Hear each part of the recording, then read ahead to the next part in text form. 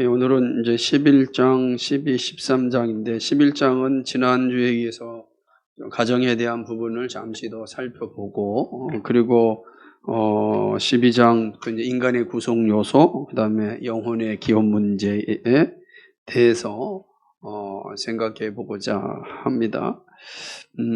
가정의 직임이라고는 어떤 것인가? 왜 가정을 하나님이 허락해 주셨는가? 생각할 때 우선 이제 가정이 뭐냐라고 하는 것을 성경을 통해서 우리가 이해해야 되는데, 두 동등한 인격체가 합쳐져서 한 가정을 이루는 겁니다. 가정은 육체적이고 인격적 그런 사랑의 결합으로만 가능합니다. 이것이 없이는 우린 가정이라 이렇게 말할 수가 없는 것이죠. 특별히 남자와 여자는 성적인 존재이므로 성적으로 결합합니다. 성적 결합이 중요한 이유는 남자와 여자를 사회적 존재로 만들어 단일 공동체가 아니라 전체 운명 공동체가 되게 하는 것이죠. 그러므로 이 결합으로 인하여 가정이 이제 사회의 기본 요소가 되는 겁니다. 그러니까 우리가 살아가는 이 사회의 가장 기본 요소는 바로 가정이고, 그 가정은 동등한 인격을 가진 두 남녀가 육체적으로 또는 인격적으로 결합을 이루는 겁니다. 그러니까 이 말만 봐도 우리가 이해되잖아요. 육체적 결합만으로는 가정이 온전해질 수 없습니다. 그래서 인격적 결합만으로는 또 온전한 가정이 이룰 수 없습니다. 우리는 고결한 존재니까 인격적으로만 삽니다. 이것이 이제 1960년대에 나타났던 그런 어떤 철학적 사조이기도 하죠. 그래서 우리는 결혼한다고 할 때 계약 관계를 맺는 거죠. 처음에 언약이었는데 이것이 이제 현대에 와서는 계약이 된 겁니다. 계약 관계 속에서 존재하게 되는 건데, 성경의 가르침이랑 합당하지 않죠. 그러니까 온전한 사회를 이룰 수가 없는 것입니다. 결혼은 서로의 부족을 보충하여 성숙하고 원만한 인격이 되게 하는 겁니다. 그래서 우리가 결혼을 하기 전에 또 가정을 꾸릴 때 완벽한 인격들이 만나가지고 완벽한 성품들이 만나서 우리가 사는 것이 아니라 부족한 자들이 만나서 정말로 완벽을 향하여 가려고 하는 겁니다. 그러니 1, 2년 결혼 생활 해가지고 완벽한 가정을 꾸릴 수 있겠습니까? 30년이 넘어도 싸우고 있는데, 그죠? 30년이 넘어도 싸우고 있는 판에 쉽지 않죠? 그런데 뭐예요? 그렇게 가라는 거예요. 그게 이제 두 인격체가 완벽을 향하여서 끊임없이 살아가는 겁니다. 그럼 이제 어느 순간에 가서는 정말로 이거 여러분, 우리가 하나다라고 하는 이 사실을 아주 뼈저리게 느끼게 되는 순간이 온다, 이렇게 말씀하는 거죠. 남자의 결합은 자연스럽게 사랑의 열매를 맺는데, 그 사랑의 열매는 바로 자녀입니다. 아들과 딸들은 다 부모의 복사물로 이제 출산되죠. 그리고 부모의 인격 위에서 형성됩니다. 그래서 부모의 어떤 지적 능력과 도덕적 심성을 다 이어받습니다. 이거는 선천적이기도 하고 또는 후천적이기도 하고 다 동일한 것이 합력되어져 있는 것이죠. 아들과 딸들의 출산은 단지 사랑의 열매로만 존재하는 것이 아니라 하나님 나라의 백성으로 태어나는 겁니다. 그래서 두 인격체가 통하여서 아들과 딸이 태어날 때 그 아들과 딸은 단지 나의 기쁨과 즐거움으로 끝나는 것이 아니라 놀랍게도 하나님 나라의 백성입니다. 그래서 부모는 그 하나님 나라의 백성을 가르치는, 관리하는 그러한 청지기가 되는 겁니다. 내 소유가 아니다라고 하는 겁니다. 그래서 항상 자녀를 키울 때 하나님의 뜻이 어디 있는가, 하나님께서 나에게 맡겨주신 이유가 무엇인가, 이걸 항상 생각해야 됩니다. 그러면 자녀를 바르게 양육할 수가 있죠. 그러려면은 말씀을 정말 열심히 읽어야 됩니다. 왜냐하면 성경 66권에는 자녀 양육에 대한 정말로 귀한 말씀들이, 하나님의 뜻이 다 담겨 있기 때문에 그렇습니다. 부모가 해야 될 가장 핵심적인 것 가운데 하나는 이 아이가 하나님 나라의 백성이기 때문에 하나님을 잘 섬기는 자로 양육해야 됩니다. 그러니까 그러기 위해서 우선순위가 어디 있습니까? 신앙교육이죠. 그 신앙 교육의 바탕 위에서 세상 교육을 하는 겁니다. 제가 세상 교육이라 할 때 일반 은총 교육을 의미하는 겁니다. 이거 순서가 바뀌면 안 되는 겁니다. 그런데 점점 시대가 바뀌면서 이 순서가 자꾸 바뀌고 있습니다. 이 순서가 바뀌니까 지금 어려워지는 겁니다. 어떤 어려움이 생기냐면 아이들에게 심겨진 하나님의 심성이 사라지는 겁니다. 하나님의 심성이라는 것은 무엇이냐면 내가 살아가는 모든 것의 기준이 하나님에게 있다. 내가 하는 것이 하나님 앞에서 한다라고 하는 도덕적 기준이에요. 그런데 이 기준이 이제 바뀌게 되면 어떤 현상이 일어나게 되냐면 내가 하고 싶은 것이 곧 나의 기준이 되겠죠. 그러면 더 이상 하나님을 섬기지 않죠. 섬기지 않는 것으로 끝나는 것이 아니라 자기 마음에 행하는 대로 나타나기 때문에 끔찍한 결과가 양산되는 거죠.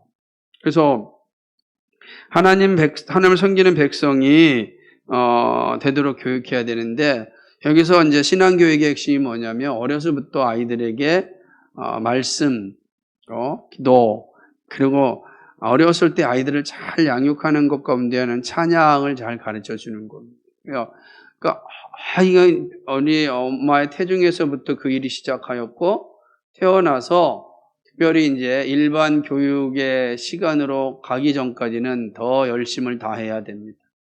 모든 교육, 다시 말하면 한글 교육도 성경으로 하는 게 가장 좋습니다. 그래서 아이들 하여금 하나의 말씀에 친숙하게 만들어지면 그 아이가 말씀의 법에서 떠나지 않습니다. 그러면 부모가 책임을 다한 겁니다. 하나님 그 부모를 칭찬하는 거죠. 칭찬할 수밖에 없죠. 그게 바로 가정의 직임이다 라고 하는 겁니다. 그래서 우리는 그런 모습을 잘 가지고 있는가 잘 살펴보아야 할 것입니다. 두 번째는 가정의 질서입니다. 직임에 대해 살펴봤던 두 번의 질서인데 이건 중요한 건데요. 이 가정의 질서에 있어서 세 가지를 좀 기억해야 되는데 첫 번째 뭐냐면 가정에서의 권위는 남자에게 있다라고 하는 겁니다. 하나님이 남자를 가정에서 여자의 머리로 세우셨기 때문에 가정에서의 권위는 남자에게 있습니다. 권위가 있다고 해서 이걸 독재적 권위라 이렇게 생각하면 안 됩니다. 여자도 바른 조언을 하여 합당한 결정을 하도록 도와야 되는 거예요. 그러니까 최종 결정은 남자가 하도록 하는 것, 그게 권위라는 거예요. 그러니까 최종적 결정을 할 수 있도록 아내가 열심히 도와야 됩니다. 그리고 그 책임도 감당할 수 있도록 해야 되는 것이죠. 그러면 정말 신중하게 일을 하게 됩니다. 무엇을 하든지 간에 정말 기도하지 않고는 실행할 수 없음을 뼈저리게 느끼게 되는 것입니다. 항상 있다라고 하는 겁니다.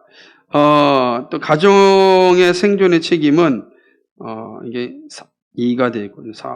책임은 남자에게 있습니다. 여전히 창세기 3장 16절 19절도 이제 그런 말씀을 이제 보여주고 있는 것 아니겠습니까? 예를 들자면 여자에게는 임신하는 고통이 있지만 남자에게는 어떻게 됐습니까? 17절에 보니까 네가 네 아내의 말을 듣고 내가 내게 먹지 말란 나무의 열매를 먹었은즉 땅은 너로 말며 저주를 받고 너는 네 평생에 수고하여야 그 소산을 먹으리라 그랬습니다. 그 일을 하는 것이죠. 남자는 한 여자와 결혼하면 자기 아내의 생존과 안녕의 모든 책임을 지는 겁니다. 왜 남자만 져야 됩니까? 그렇게 질문하시면 안 돼요. 하나님께서 그렇게 하시라고 명령하셨어요. 그리고 그 일이 남자의 기쁨이 되어야 됩니다. 여러분, 남자의 기쁨이 내가 내 아내와 내 자녀를 양육한다, 생존을 하는 일에 내가 내 몸을 사용한다. 이게 얼마나 기쁜 일입니까? 그러니까 이걸 기쁨으로 생각하면 복 있는 가정이 되지만 이걸 기쁨으로 짐으로 생각하면 이제 그때부터 갈등이 생겨나는 겁니다. 왜 나만 버냐? 너도 가서 벌어라. 이렇게 되는 거예요. 그렇게 되면 어떤 현상이 일어나겠습니까? 자녀들은 우리에게 그냥 정말 소중한 사랑의 열매가 아니라 거추장스러운 그런 존재가 되어버릴 수 있는 겁니다. 이것들만 없었으면 우리가 편하게 살았을 텐데 이런 생각을 가지게 되는 거죠. 이처럼 끔찍한 일이 어디 있겠습니까? 그런 일이 일어나서는 안 되는 겁니다. 그래서 하나님이 수고하여 땅의 소산을 먹도록 장화하셨기 때문에 모든 수고를 남자가 감당합니다. 근데 여러분 이럴 때 하나님이 그냥 멀리 서서 아이고 잘하나 보자 이렇게 하지 않는다는 겁니다. 그 땀을 흘리는 남편과 늘 함께합니다. 땀을 흘리는 그 현장에 늘 주님이 함께 하십니다. 늘 주님이 있는 거예요. 그래서 지치고 넘어지지 않도록 붙잡아 주시는 거죠. 왜냐하면 그래야 가정이 세워지고 가정이 세워져야 하나님 나라가 완성되기 때문에 그런 거예요. 여러분 땀 흘리는 현장에 항상 주님이 함께 계심을 잊지 마십시오. 그래야 우리가 힘을 내는 겁니다. 여자는 남편 곁에 있으므로 그 사명을 다 하는 거죠. 남편 곁에 있으므로 그 남자를 사람 만드는 일이 여자에게 부여되어 있습니다. 남자가 여자에게 생존의 책임을 떠넘기는 것은 자기의 임무를 버리는 것이어서 여자에게 부당한 요구를 하는 것입니다.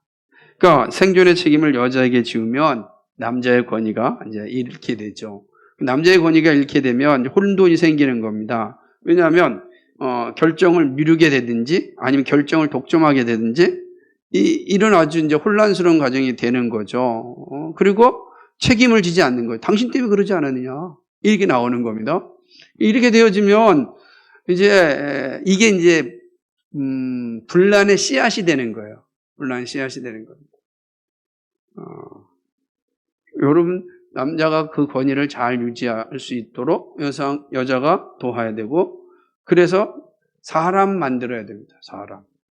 정말 사람 만들면 남자가 남자로서의 역할을 제대로 하는 것이죠. 그래서 어떠한 순간에도 자기 아내 사랑하기를 자기 목숨 사랑하는 것처럼 해야 되는 이유가 여기 있어요. 자기 목숨 사랑. 왜냐하면 나의 나됨, 내가 나의 인격의 성숙함이 아내에게 있기 때문에 그렇습니다. 혼자 사는 사람들은 잘 이거를 이해를 못할 때가 많이 있어요. 왜냐하면 자기야가 워낙 강해서 마치 자기가 완성된 존재라고 착각할 때가 많기 때문에 그렇습니다. 근데 결코 그렇지 않습니다. 얼마나 이기적인 존재가 되는지 몰라요. 그래서 끊임없이 기도해야 되는 겁니다. 기도해야 된다. 그렇죠? 자녀 교육의 책임도 역시 남자에게 있다. 한 가정에서 남자가 생존의 책임과 함께 자녀 교육의 책임도 집니다. 학교 교육만이 아니라 사람으로서 사람답게 사는 모든 법도를 가르칠 책임이 남자에게 있다라고 하는 거예요. 사람에게 올바른 예절을 표현할 수 있도록 지혜와 힘과 지식을 가르치는 거예요. 그래서 이 일들을 잘 해야 되는데, 그러니까 실질적으로 아내가 자녀를 잘 가르치고 키우고 행동하고 있지만, 그러나 그 책임이 어디 있다는 거예요? 남편에게 있다는 거예요. 그 아내가 밖에 나가서 남편이 열심히 일을 하고 그리고 땀을 흘릴 때 아내가 집안에서 놀고 먹고 게으름 피고 험담이 나고 돌아다니기 위해서는 안 된다는 거예요. 그걸 누가 해야 돼요? 남편이 아내에게도 가르쳐야 된다는 거예요. 우리가 어떻게 가르칩니까? 이 성경의 가르침대로 우리의 역할 분담이 이런 것 때문에 정말로 내가 밖에 나가서 헛된 짓 안 하고 정말 최선을 다해 땀을 흘리며 일할 테니 당신은 이 아이를 정말 하나님의 백성으로 잘 양육하길 바란다 라고 책임을 만들어줘야 된다라고 하는 거죠. 그래서 남자에게는 아내를 인격적으로 존중하고 사랑하는 법을 가르쳐야 돼요. 여러분 이제 남자들에게는 특별히 이 일을 어렸을 때 가르쳐야 돼요. 그래서 여자를 함부로 대해서는 안 되고 특별히 아내로 삼았다면 그 무엇보다 인격적으로 사랑해야 된다. 인격적으로 존중해야 된다. 근데 참 이게 안 됩니다. 그래서 끊임없이 이 일을 위하여 기도하고 또 성령 하나님의 도우심을 구해야 되는 거죠. 사회에서 다른 사람들과 바른 인격적 관계를 갖고 그들의 인격을 존중하며 함께 잘 살 수 있는 힘과 지식과 기술도 가르쳐야 되는 것이죠. 그러니까 그 일들을 아이들에게 또 서로 잘 가르쳐야 될 책임들이 다 남편에게 있다, 남자에게 있다라고 하는 겁니다. 다 해야 돼요. 그래서 막중한 짐을 지고 있는 겁니다. 왜 이렇게 해야 되냐고 항변하시면 안 되고 감사함으로 일을 해야 된다라고 하는 것입니다. 그래서 집안에서의 그 가장은 많은 말을 하지 않더라도 사실은 온 가정을 온전하게 이끌어가는 그런 존재가 되는 겁니다. 그래서 제가 항상 그 일의 시작이 어디냐라고 할 때 가정예배라는 거죠. 가정예배에서 가장이 예배를 드리면서 이 모든 걸 다 가르치는 겁니다. 가정예배에서 여러분이 어쨌든 간에 여러분 직장 생활하거나 살아갈 때 힘들고 앞으로 결혼해서도 마찬가지지만 아이들이 성인이 될 때까지는 정말로 가정예배에 시간을 내서 해야 됩니다. 그것이 일주일 내내 하면 가장 좋겠지만 그렇지 못한다 할지라도 반드시 한 번 이상은 가정에서 일주일에 한 번 이상은 이렇게 가장이 주도하여 말씀을 전하고 그리고 가장이 가지고 있는 그 사랑을 표현할 때 아이들은 신앙의 자녀로 자라게 되어 있습니다. 잘 자라게 되어 있다라고 하는 것입니다. 여러분 가정 예배를 드리게 되면 남편의 말과 행동이 많이 달라집니다. 말씀을 전하는 내가 그렇게 살지 못할 때 아이들에게는 정말 강력한 해악이 되기 때문에 그렇습니다. 똑같다는 거예요. 목사가 설교하면서 그렇게 살지 못할 때 성도에게 해악이 되듯이 그 일들이 일어나는 거죠. 그렇다고 해서 우리가 뭐 100% 완벽하게 말씀을 지키며 산다 이런 것이 아니라 정말로 살려고 몸부림친다. 우리 부모님은 정말 하나님의 말씀을 살려고 정말 애쓰는 모습이 있다. 이것만 보여줘도 아이들은 영적으로 성장하게 되는 겁니다. 가정은요, 사회 기본 단위입니다. 우리가 더 이상 말할 필요가 없죠. 그러니까 이 가정이 인류 사회에 되는 기본 출발점이 되는 것입니다.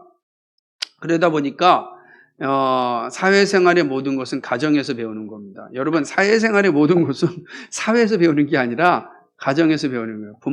부모와 또 할머니 할아버지 있으면 조부모와 또 이 모든 관계 속에서 사실은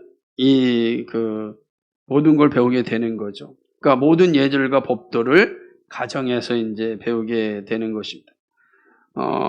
특별히 이제 사회생활에서 가장 중요한 것 가운데 하나가 뭐냐면 언어예요. 말입니다. 이 말이거든요. 사회생활을 가장 잘하는 사람들의 특징이 뭐냐면 말. 그러니까 말을 어디서 배워야 되느냐? 바로 가정에서 배워야 된다. 그러니까 이때 뭐죠? 합당하게 말하는 법을 가정에서 배워야 됩니다. 그게 되게 중요합니다. 그러지 않으면 사실은 사회생활을 하는데 되게 어려워집니다. 많은 사람들이 이 사회생활에서 말 실수 때문에 문제를 많이 일으킵니다. 잡아주세요. 그래서 이제 되게 중요한 것들이 있어서 저는 생각할 때 가정에서 여러분 이게 되게 중요한 거예요. 가정에서 합당하게 말하는 법을 잘 배워야 되는데 그건 누구한테 배우냐면 그게 바로 아버지한테 배우는 거예요. 그죠? 생각해 보세요. 집에서 아버지가 애한테 얘기할 때도 욕하면서 얘기하면 걔가 뭐만 듣겠어요? 사회생활 잘하려면 욕해야 되겠구나. 이런 거 배우지 않겠어요? 비논리적으로만 얘기하면 이게 비논리적으로 얘기해야 되는구나. 이게 인식이 되는 겁니다. 그런데 항상 그 아이의 잘못했을 때도 논리적으로 차분히 얘기해 줘야 됩니다. 이런 거죠? 그냥 얘기 없이 그냥 내가 흥분해가지고 이렇게 일을 하면은 아이도 그렇게 됩니다. 그래서 항상 되게 이제 말을 하는 합리적으로 말할 수 있는 법을 잘 배워야 되는 거죠. 그러니까 왜냐하면 사회생활에 있어서 사회 구성들이 다 인격체들의 만남이기 때문에 인격에 합당한 말을 할 때 건강한 사회생활을 하는 거예요.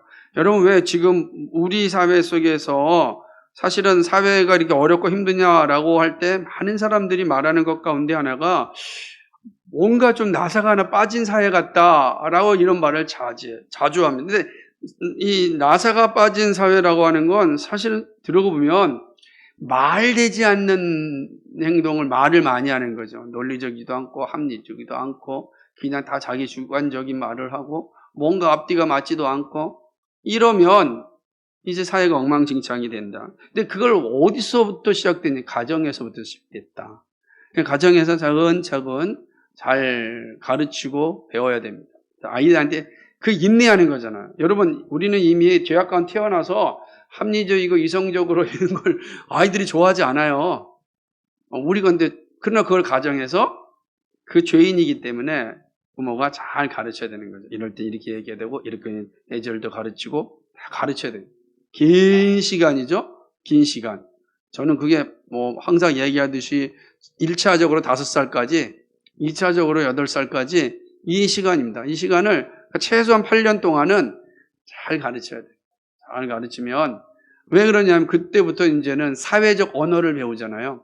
요즘 우리는 이렇게 어린이집에 일찍 가다 보니까 빨리 사회적 언어를 이제 배우게 되긴 하지만, 실질적으로 사회적 언어를 가장 많이 배우는 데는 이제 초등학교부터 시작되기 때문에 사실은 그 과정들이 되게 중요하다라고 하는 것이죠.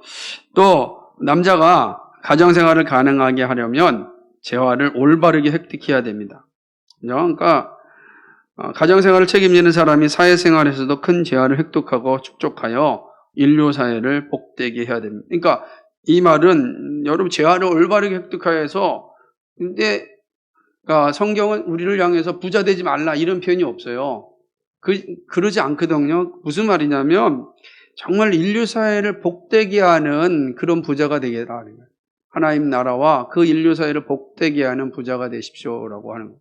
그러니까 정말 올바르게 잘 축적하여서 그것들을 충분히 나눌 수 있는 사람, 보이지 않지만 그 일을 감당하는 사람 때문에 사회가 유지되듯이 여러분도 그 일에 매진해야 됩니다. 그래서 하나님 저에게 정말로 좋은 일들이 일어나지만, 저는 자발적 불편을 살지만 저를 통하여 인류사회 하나님의 나라가 참으로 복된 삶이 됐으면 좋겠습니다. 이렇게 기도하는 겁니다. 그러니까 여러분 통해서 인류사회가 복되기를 좀 기도합니다. 어떤 일이 일어날지 모르겠지만 그런 일들이 일어난다면 우리 하나님 얼마나 기뻐하실까 생각을 합니다. 가정은 예절교육의 자리라는 거 다시 한번 강조하겠습니다. 이미 말씀드렸으니까 더 이상 말씀드리지 않고, 분명히 한 가지는 가정에서 하나님 섬기는 법을 반드시 배워야 된다. 하나님 섬기는 법이고 되게 중요해요. 하나님께 욕하지 않잖아요. 하나님 섬김을 잘 배우면 우리가, 그리고 기도할 때도 기도하는 것도 아이들에게 잘 가르쳐야 돼요. 또박또박 기도하는 법을. 그러면 써가지고 기도하면 그 아이의 그 신앙과 그 다음에 어떤 지적인 능력에도 되게 중요한 역할을 한다라고 하는 것이죠. 자, 여기까지가 이제 우리가 가정에 대한 내용이라면, 이제 12장부터는 조금 더 이제 깊이 있는 질문, 여러분 늘 질문하는 내용 가운데 하나이기도 합니다. 그 내용을 살펴보는데, 이 인간이 어떻게 구성되어져 있냐라고 하는 건데, 인간의 영혼은 이미 앞서 많이 살펴봤지만 영혼과 육체로 구성되어 한 인격을 이룹니다. 사람은 하나의 자기의식을 갖고 한 인격적 주체를 갖는 것이죠. 여기서 보게 되면 영과 혼으로 구분된 두 실체가 육체 안에 있는 것이 아니라 하나의 영혼 실체가 되는 거예요. 그러니까 다른 게 영혼이 하나다라고 하는 것입니다. 영혼은 자기 초월적 면에서 영이라고 불립니다. 그리고 사고 기능 면에서는 영이라고 부르는 거죠. 그래서 영혼을 영이라 부른다는 거죠. 자기 초월적 또는 사고 기능 다 마찬가지죠. 그러니까 영혼은 인격적 주체, 생명의 주체이고 영은 생명의 원리에서 지목될 뿐입니다. 그러니까 이 재밌는 거 뭐냐, 우리는 이렇게 영혼으로 되어 있어요. 육체와 영혼으로 되어 있어요. 그런데 어떤 이들은 영과 혼과 육으로 우리가 구성되어 있다. 3분서를 얘기합니다. 우리의 구성 요소는 영혼과 육체라는 2분서를 우리는 이야기하는데, 그러나 어떤 사람들은 3분서를 얘기하는데, 특별히 이렇게 이야기하는 사람들이 워치만니 같은 사람들이에요. 우리가 이제 그 신학적으로 이단으로 정제되었지만 지방교회라고 하는 사람들, 특별히 우리 동네도 있어요. 우리 동네 건너편에 보게 되면은 그 원당교회라고 바로 있죠. 이쪽 원당교회 말고 저 밑에 가면은 유치원도 있고 하는 그 원당교회가 지방교회입니다. 그 지방교회인데, 그 지방교회에서는 이 인간의 존재를 영과 혼과 육으로 되어 있다 이렇게 합니다. 그런데 이 삼분설은 히랍 철학, 그리스 철학에서 온 것입니다. 참 재밌는 주장인데 제가 읽어드리면서 이해될 겁니다. 히랍 철학에 의하면 영은 합리적인 요소이고 육체는 물질로서 비합리적인 요소예요. 자, 영은 합리적이고 육체는 비합리적인 거예요. 그 합리적인가 비합리적인 게 하나가 되려면 뭐 어떻게 되겠습니까? 뭔가 중간 다리가 있어야 될 거 아니에요? 그게 혼이라는 거예요. 그 혼이 있어서 영과 육체를 이렇게 혼합시켜줘서 비합리적과 합리적인 것이 하나가 되게끔 하는 것이다. 조화할 수 있도록 하는 거다라는 거죠. 그래서 영에도 가깝고 육체에도 가까운 중간적인 존재인 혼이 중간에 서서 양자를 결합하여 조화한다라고 하는 거죠. 근데 이러한 주장은 문제가 뭐냐면 창조주의 창조규율이 어긋납니다. 전능한 창조주는 처음부터 영혼과 육체가 잘 조화되도록 창조하셨습니다. 그런데 어떻게 육체와 영이 사실은 불완전하게 조화를 못 이루냐? 이거는 하나님의 창조 원리 자체를 부정하는 행위가 되는 것이죠. 오히려 영혼과 육체의 부조화의 문제는 타락한 이후에 생긴 거예요. 우리의 영혼과 육체가 이게 부조화가 일으키게 난 것은 타락한 이후 생긴 거지 그 자체로 창조되지 않았다라고 하는 것입니다. 이렇게 된다면 창조가 선하지 않다라는 것이 될 수 있잖아. 물질은 악하고 비합리적이어서 합리적인 영혼과 조화될 수 없다는 것은 선한 창조에 성립할 수가 없는 것입니다. 그러다 보니까 이 그리스 사상에서는 육체는 악이고 어둠이고 무덤이라 이렇게 얘기합니다. 그러니까 그렇게 생각하는 거죠. 그러므로 육체에서 영원히 할 수 있는 일은 뭐냐? 바로 빨리 해탈하는 것이다. 이렇게 가르친다. 아니다라고 하는 거죠. 성경의 가르침에 의하면 육체는 영혼과 모순되거나 상충되는 것이 아닙니다. 영혼과 육체는 둘이 연합하여 하나의 인격을 구성합니다. 그래서 바로 우리가 살펴봤듯이 하나님께서 창조하실 때 아담이라는 인격이 존재할 때 전혀 충돌이 없어요. 여러분 아담이 창조될 때 정신분열을 원자가 되지 않잖아요. 그러지 않아요. 왜냐하면 무슨 말이냐면 지금 우리는 육체와 영혼이 부조화가 되어 있잖아요. 그죠? 왜 그렇죠? 우리는 영혼은 영원히 사는데 육체는 이제 사라져야 되니까 그리고 육체 질병이 오면 안 되는 질병이 오잖아요. 이런 거 다. 근데 이거는 뭐냐면 그러다 보니까 사람들이 생각할 때 내 마음으로는 선한 것을 쫓는데 내 육체는 악을 쫓는 이걸 어떻게 설명하겠냐 도대체. 어떻게 설명하겠어요. 내 영혼 늘 건강하고 거룩한 걸 쫓아가고 싶은데 육체가 하는 일 보니까 온갖 죄를 범하거든요. 그러니까 이거에 대해서 문제들을 제기할 때 바울이 얘기한 것이 죄 때문이지 원래 창조가 아니다. 창조는 선하였는데 죄가 들어와서 이 문제를 만들어 놨다라고 이제 이야기하는 것입니다. 그래서 우리가 이 히랍 철학에 대한 삼분설은 그리스 철학에서 온 거지 성경에서 온 것이 아니다. 그러니까 이거를 워치먼리 계열교회는 받아들여서 여기에 영의 역할, 혼의 역할, 또 육의 역할을 지부하는 거예요. 그러지 않다라고 하는 거. 물론 이제 성경 자체도 삼분설에 대한 이야기가 있어서 마틴 노이즌스 목사님 같은 경우는 그 자체도 우리가 이렇게 정중하게 받아야 된다라고 하지만 그러나 종교개혁 이후의 모든 신학은 그렇게 받지 않았다라고 하는 겁니다. 제 13장은 이제 아담 창조의 영혼의 기원문. 그럼 영혼은 언제 생겼을까라고 하는 거예요. 영혼이 우선 육체가 있었고 그 다음에 영혼이 있었으니까 어떻게 될 것인가. 왜 이 문제도 생각하냐면 뒤에 보면 알겠지만 어떤 사람은 영혼을 하나님 미리 창조해 놓으시고 영혼을 창조해 놓으시고 그 다음에 사람이 하나씩 창조될 때마다 그 영혼을 갖다가 집어넣었다는 거예요. 영혼 선제설이라고 그래요. 뒤에 나왔지만 그러지 않고 영혼도 우리의 육체가 수태시에 창조되는 겁니다. 영혼은 육체 안에서 창조됩니다. 그러니까 영혼이 인간 밖에서 창조되어 인간 몸을 투입하는 게 아니에요. 그게 아니다는 거죠. 여러분 이걸 잘 기억하세요. 몸 안에서 혹은 육체의 형질의 구성과 함께 그 안에서 영혼이 창조되는 것입니다.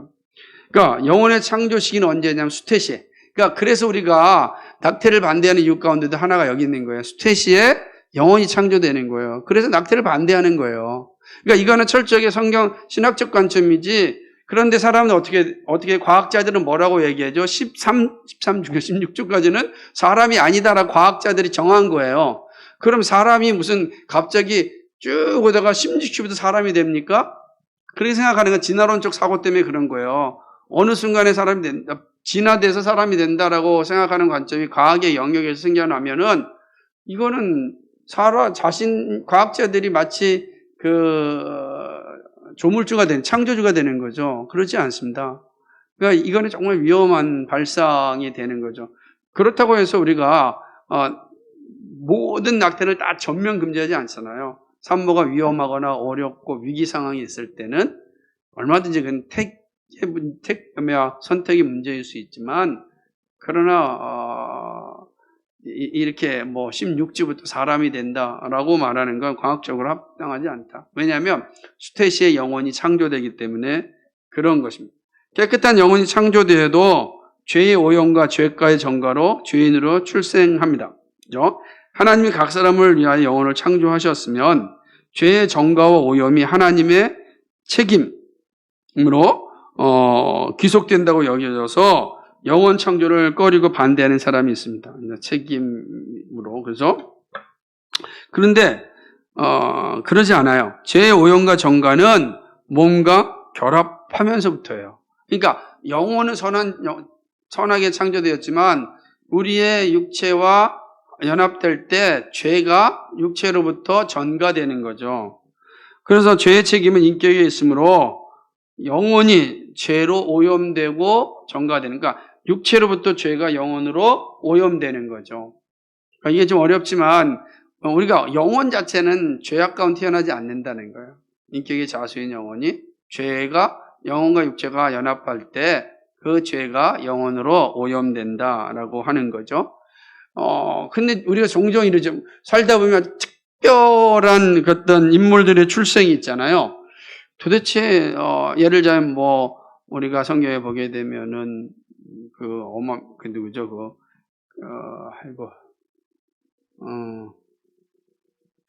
대표적으로 삼손 같은 사람도 있고 마찬가지고 또 큰 거인들, 이런 존재들도 있고, 그러니까 도대체 이런 사람들은 어떻게 출생하였을까라고 이제 생각하는데, 이게 다 영혼의 창조로 이제 설명한다라고 하는 것이죠. 그 내용들은 성경을 한번 보시면 되겠습니다. 그런데 이제 이럴 때 우리가 이해해야 될 것은 부모의 특성과 형질의 전달은 육체적 전달이고 후천적 형성이 되는 겁니다. 유전적인 특성과 습성과 지능 정도는 다 육체적 부모로부터 전달됩니다. 후천적 가정환경도 특성과 형질의 현상에 중요한 몫을 하죠. 그러니까 선천적으로 주어지는 것은 다 육체로부터 온 거다. 그러나 또 반면에 후천적인 가정환경도 어떤 이 특성과 형질 형성에 중요한 몫을 하는 거죠. 그러니까 아이들이 자라면서 무조건 모든 걸 유전적으로 생각하면 안 된다는 거예요. 그러니까 이 하나님 조화롭게 되는 거죠. 우리는 다 부모의 복사물이기 때문에 부모로부터 다 영향을 받지만 그것이 그 아이의 모든 걸 정하지는 않는다. 그러니까 어떻게 부모가 그 청지기로서 자녀를 잘 훈련시키느냐, 그리고 그가 살고 있는 환경이 어떠냐에 따라서 또 아이들의 인격은 또 달라지는 거죠. 아무리 생각을 해보세요. 그 인격적인 문제는 심각한 그 모습을 가져올 수가 있는 것이죠. 그러니까 되게 중요한 것은 후천적 가정환경 자체가 또 아이들의 특성과 형질 형성에 아주 중요한 몫을 하게 되는 것입니다. 그렇기 때문에 그리스도의 무죄성은 영원 창조로 설명되고 변화되는 점. 그리스도는 뭐죠? 육체 가운데 오지 않았고 성령으로 말미암아 오셨기 때문에 그리스도의 영혼은 무죄가 되는 거죠. 부모로부터 유전된다면, 만약 영혼이요 부모로부터 유전된다면 그리스도도 당연히 이제 죄가 있겠지만 영혼은 유전되는 게 아니에요. 영혼은 창조되는 거예요. 창조된단 말이에요. 그런데 그리스도는 뭐죠? 성령으로 잉태되셨고 그리고 출생하셨다라고 하는 거죠. 그러므로 그리스도는 한결과 죄가 없다라고 이야기하는 내용이 바로 이 모습에서 보는 거다라고 하는 것입니다. 그래서 영혼의 유전은 성경적 가르침이 아니다라고 하는 거죠. 영혼은 유전되는 게 아니다라고 하는 거예요. 아브라함의 허리에 자손들이 있었다는 것은 아브라함의 자녀가 출생함을 의미하는 거지 영혼이 그 안에 있었다라는 개념이 아닌 거예요. 아닌 겁니다. 근데 이거는 다 누가 이렇게 얘기했냐면 이게 다 이제 그리스 철학자들인데, 특별히 이제 터툴리니아스가 그런 얘기를 했습니다. 영혼의 유전설은 부모를 영혼의 창조자로 만듭니다. 그러니까 하나님이 영혼을 창조하는 것이 아니라 부모가 영혼을 창조되는 거죠. 그럼 영혼이 만약에 유전된다고 한다면, 그러면 그 영혼의 모든 것들은 그 부모에게 있잖아요. 부모가 의존하는 거예요. 그거는 성경의 가르침에 부합하지 않다라고 하는 거죠. 영혼의 본성에 어긋나는 것입니다. 그러니까 영혼은 수태시 하나님이 창조하시는 거예요. 항상 매번 영혼이, 그러니까 수태가 되어지면 하나님께서 그 동시에 그 육체와 함께 영혼을 창조하신다. 항상 부모의 영혼이 유전되는 게 아니고 창조한다라고 하는 것입니다. 다만 자녀가 받는 유전은 육체적인 유전일 뿐이다. 성이 가르치는 겁니다. 영혼의 선제설은 뭐냐? 그러니까 이제 이렇게 되는 거예요. 그러면 이제 어떤 사람들은 이 영혼이 이 슈팅할 때 창조된다라는 생각이 아니라 어떤 말을 또 이제 하게 되면, 이게 이제 그래 수없이 많은 철학과 다양한 자연 종교를 만들어내는 그런 이제 원리이기도 하는데요. 영혼이 하나님께서 원래 미리 창조해 놓고 존재해 있다는 게 다 모아놨다는 거예요. 영혼을 어디에 모아놨는지 몰라요? 다 영혼을 창조해 놨다라고 하는 거예요. 그래서 영혼 세계에서 영혼을 창조해 놓고 출생 시 육체와 결합한다라고 하는 거예요. 이게 말이 안 되는 거죠. 근데 왜 그러냐면, 영혼이 동시 그 스테이시에 창조되는 것을 이제 받지 않냐고 매우 논리적으로 설득할 때 이야기한 것처럼, 영원 세계에서 영혼을 미리 창조해 놨다. 그리고 이제 시대에 한 사람이 이제 육체가 이게 수태될 때 그 영혼을 가져와서 각 사람에게 부어 넣는다, 이렇게 얘기하는 거예요. 왜냐하면 창세기에 보게 되면은 영을 불어 넣으셨다 그랬잖아요. 그러니까 이제 그거를 어떻게 가져와서 했다, 그러지 않다라고 하는 거죠.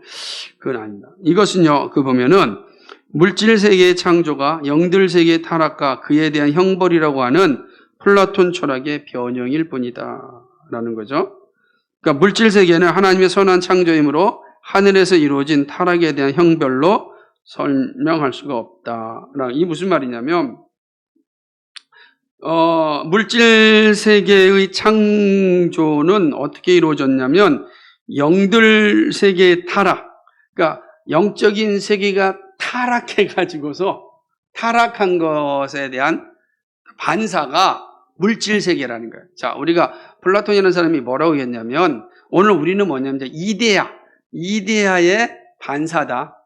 이데아 세계의 반사품이다. 우리는 이데아라고 하는 영적인 세계의 반사로서 우리가 있는 거예요. 마찬가지로 그 표현을 하는 겁니다. 이 물질 세계, 왜 물질 창조되었느냐? 이게 영들 세계가 타락해가지고 그 타락의 형벌로 영적인 세계가 타락했어요. 그래서 영적인 세계를 형벌을 내렸어요.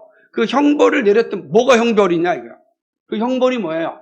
아니, 우리가 죄를 지면은 재판을 내릴 거 아니에요. 그럼 어떤 사람들이 징역 1년, 집행유예 뭐가 있어야 될 거 아니에요. 형벌 내렸다. 그 뭐냐고 형벌이, 이렇게 물어보면 아무것도 안 하면 할 말이 없잖아요. 마찬가지. 영적인 세계에서 타락을 해서 하나님이 형벌을 내렸어요. 그 형벌이 뭐냐? 그것이 바로 지상세계라는 거예요. 더 이상 영적 세계에 살지 못하고 지상세계에 살게 하는 거예요. 문제가 많은 지상세계에 살게 하는 거, 그게 바로 타락이다. 이게 히랍 철학, 이 플라톤 철학이 그렇게 얘기하는 거예요. 그러니까 그거를 이제 오리게네스가 이제 예수님 믿고 난 다음에 기독교로 가져 들어온 거예요. 그러니까 성경으로 봐야 되는데 성경으로는 이해가 안 되잖아요. 왜냐하면 하나님 창조하셨다는 게 논리적 설득이 안 될 수 있으니까 그거를 자꾸만 설득하고 또 풀어보려고 하다 보니까 플라톤의 철학으로 가져온 거예요. 근데 문제는 뭐냐면 플라톤이 말한 이데아는 그럼 어떻게 생겼냐? 이거는 또 모르거든요. 있다라고 하는 거기 때문에. 그러니까 전제하는 거기 때문에. 그러니까 이것이 교회로 가져 들어왔지만 교회는 그건 성경의 가르침이 아니다. 그래서 오리게네스를 이단으로 이제 정죄를 합니다. 그럼에도 불구하고 이런 생각들이 오랫동안 교회 안에 있었다라고 하는 거예요. 그러니까 그럼 우리는 보잖아요. 우리가 이 창조 세계를 타락했기 때문에 만든 게 아니고 하나님이 창조하셨어요. 선하신 하나님이 6일 동안 창조하신 겁니다. 왜요? 하나님의 선하신 일을 이루시기 위하여서 창조경일을 완성하여 하나님의 그 영광을 하나님께서 누리시기 위하여 창조하셨다고요. 성경이 그렇게 얘기하는 거예요. 그러므로 영혼의 선제 사상은 플라톤의 이교 사상이고 영혼은요 선제의식을 갖지 못합니다. 그러니까 플라톤은 지식의 획득도 뭐냐? 우리가 어떻게 지식을 획득하냐라고 얘기할 때 이데아 세계에 살 때 즐겼던 이데아의 회상이 지식이라. 지식이 뭐냐라고 할 때 여러분 생각, 우리가 어떻게 지식을 갖죠? 배우는데 배운다고 해서 우리가 지식이 얻는 게 신기하잖아요. 그럼 지금은 생각이 무슨 말이냐면 지금 우리는 수없이 많은 지식의 결과물을 통해서 배우니까 내가 지식을 갖지만 그럼 첫사람은 어떻게 지식을 가졌냐고요? 첫사람은 아담은 어떻게 지식을 배운 것도 없고, 그죠? 앞선 사람 연구한 것도 없는데 어떻게 아담은 지식을 가질 수 있었냐고요? 근데 우리는 하나님의 직관적 지식을 부어 넣어줬다 이렇게 배웠잖아요. 근데 플라톤은 그게 아니고 어떻게 되냐면 그 지식이라는 게 뭐냐? 원래 아까 말씀드린 우리가 이데아의 영적 세계에 있었는데 타락해가지고서 창조 세계로 왔잖아요. 이 피조 세계로 왔잖아요. 그 피조 세계에서 지식을 갖는 건 뭐겠어요? 한 번도 본 적도 없고 배운 적도 없고 들은 적도 없는데 지식이 생겼어요. 어떻게 생긴 겁니까? 원래 이데아의 세계, 그 영적인 세계에 있었던, 그래서 회상하는 게 지식이라. 그렇지라고 회상하는 게 지식이라. 그 지식을 우리가 가지게 되고 그 지식이 계속해서 쌓여서 오늘날의 지식이 됐다. 이렇게 얘기하는 거죠. 근데 문제는 뭐냐면 이렇게 된 거예요. 영혼이 선지하였으면 선지의식이 있어야 될 것인데 전혀 그런 의식이 없어요. 영혼이 선지하면 우리의 영혼이 이전에 있었던 의식이 있어요. 내가 이전에 있었던 의식이 있었는 영혼 없단 말이에요. 여러분 그런 의식이 있습니까? 없단 말이에요. 그러니까 지식이라는 건 그렇게 회상해서 얻는 것이 아니라 내가 아담 같은 경우는 직관적으로 주셨고 또 직관적 주식을 계속해서 에덴 동산에서 경험하면서 얻는 거죠. 그래서 지식을 얻는 거예요. 그러니까 우리는 회상해서 얻는 게 아니라 다 경험해서 얻는 거예요. 경험을 교육이라 그러죠. 교육도 포함하는 거예요. 모든 것을 경험을 통하여 지식을 습득해서 뇌 지식이 되는 것이지 그것이 이데아의 회상이 아니라고요. 근데 이제 이런 철학, 그러니까 하나님을 알지 못한 때는 히랍 철학에서는 플라톤, 그다음에 아리스토텔레스가 워낙 탁월하니까 그렇겠죠. 근데 재밌는 건 그의 제자였던 아리스토텔레스는 플라톤의 철학을 받지 않아요. 그게 이제 문제. 그래서 플라톤의 생각이 잘못됐다라고 이제 또 얘기를 하죠. 그런데 왜 플라톤이 강하게 대두됐냐면 중세 철학, 그러니까 기독교의 어떤 창조주 하나님에 대한 이야기는 이데아 사상과 매우 비슷하단 말이에요. 그래서 플라톤 철학이 정말로 교회 안에 많이 들어왔고 그런 현상이 오랜 시간 동안 교회에 머물러 있었기 때문에 그렇습니다. 성경은 영혼이 육체와 연합하기 전에 타락했다는 것을 알지 못합니다. 절대로 그렇죠. 영혼이 미리 창조되어 영들의 타락에 동참했다고 하는 주장은 결코 수용할 수가 없다라고 하는 거죠. 영혼이 하늘에서 먼저 타락하여 그 벌로 물질 세계가 창조되었으면 그 다음에 재밌다. 천사들의 타락으로는 어떤 물질 세계가 창조되어 그 속에 갇히게 되었는가? 그런 얘기 되는 거죠.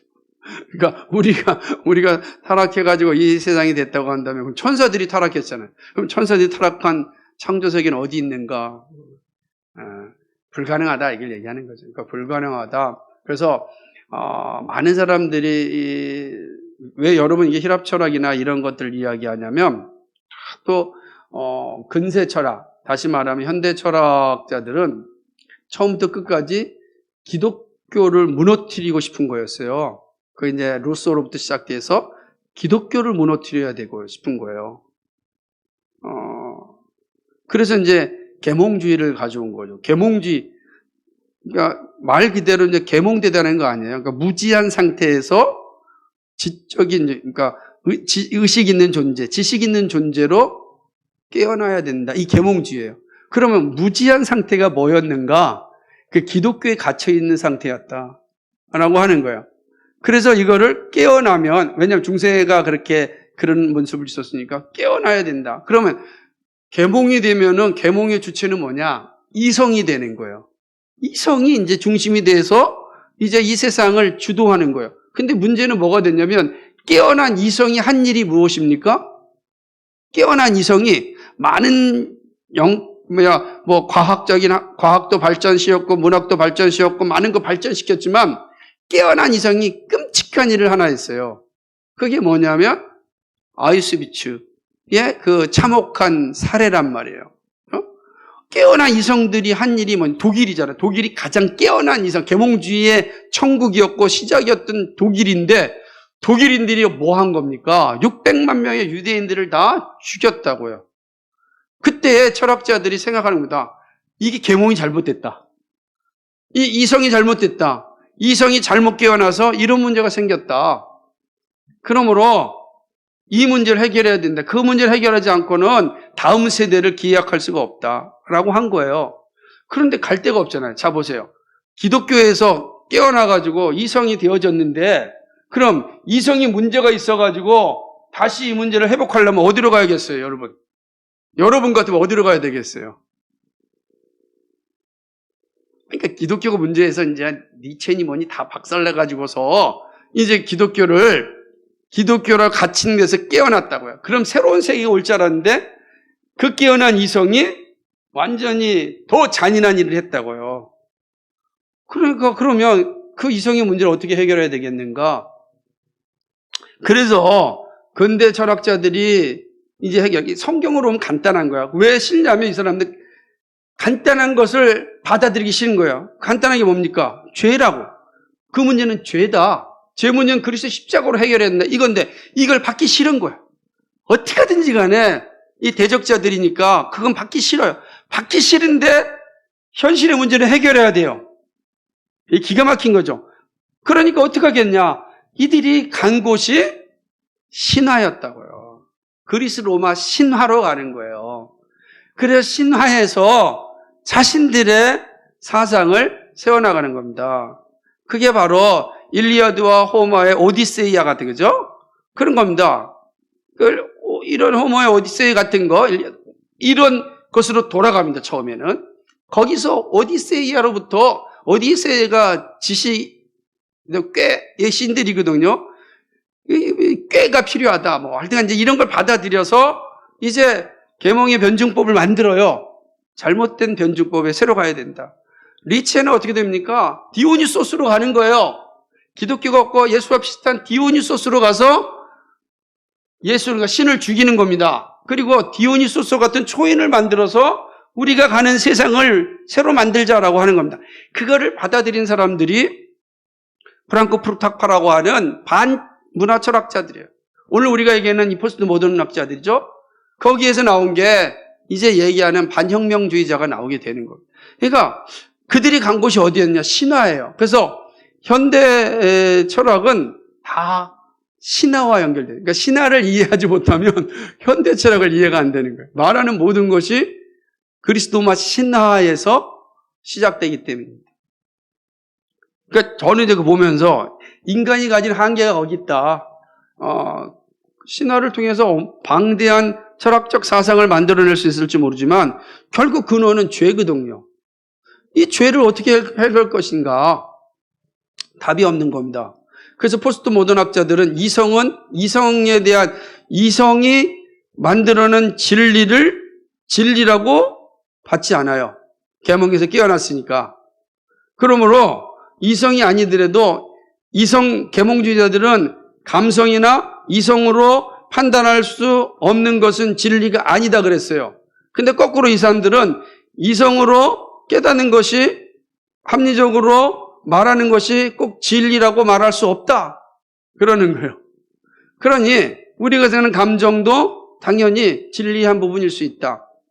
그리고 종교라고 하는 것을 끄집어냈는데 그 종교는 절대적 종교가 되면 안 되죠. 왜냐하면 이성이 되니까. 그러면 계몽주의가 되니까 또 이성적, 절대적 종교가 되지 않으니까 결국 신화로 가는 거예요. 그래서 신화적 종교로 살아가는 겁니다. 오늘 모든 서구 사람들이 가지고 있는 내용 가운데 하나가 다 서구적 신화 속에서 오늘날의 시대를 분석하고 이야기합니다. 여러분이 이 말을 읽고 조금만 더 드라마를 보든지 책을 보든지 하시면 다 거기에 숨겨져 있는 게 다 신화적 요소입니다. 신화적 요소. 그래서 플라톤에도 그렇다. 근데 문제는 이거를 우리가 받아들이기 시작하면 이제 분별하지 못하면 우리 혼란스러워지는 상황이 오는 거죠. 플라톤 철학처럼. 그래서 우리는 분명히 성경이 말할 때 하나님께서 선하게 창조하셨고 인격은 남자와 여자는 하나님의 형상으로 지음받았고 가정은 두 인격으로 만들어졌고 사회의 기본 단위가 바로 가정이고 영혼은 수태시에 창조되는 거다. 그렇게 되면 근데 이 모든 오늘 사회의 모든 문제의 근원은 어디 있는가? 죄에 있다. 이 문제를 해결하는 길은 그리스도 십자가. 그것이 이 시대를 살리는 길이다. 그래서 오늘 우리 시대는 니체가 이야기하는 것처럼 그리스도와 디오니소스의 전쟁이다 라고 보면 됩니다. 우리는 그리스도를 고백하고 그리스도와 함께 살아갈 때 비로소 하나님의 나라를 회복할 수 있다는 것입니다.